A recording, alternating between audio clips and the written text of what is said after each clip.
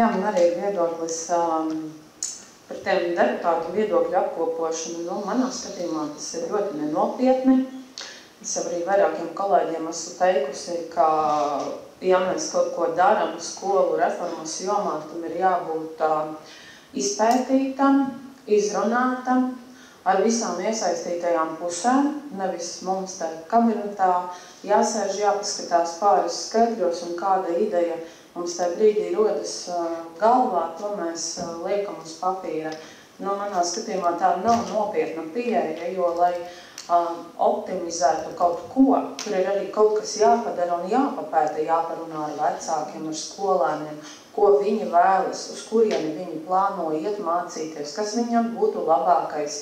Vasiļa kungs taču pareizi teica, jā, mēs domājam par bērniem, mums ir jādomā par bērniem. Šis viss darbs nav darīts.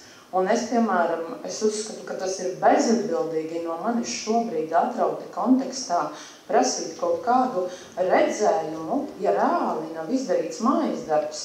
Un tāpēc šajā brīdī es gribētu jautāt Žuka kungam, kurš vada šo nozari, manā skatījumā viņam pa šo laiku bija jau jānāk ar kaut kādiem redzējumiem, kas ir balstīti datos, balstīti sarunās ar iesaistītajām pusēm un jārāda šī situācija, kā tas izskatās, un tikai tad mēs varam par to runāt. Tāpēc man ir jautājums, kas ir šajā sakarā izdarīts.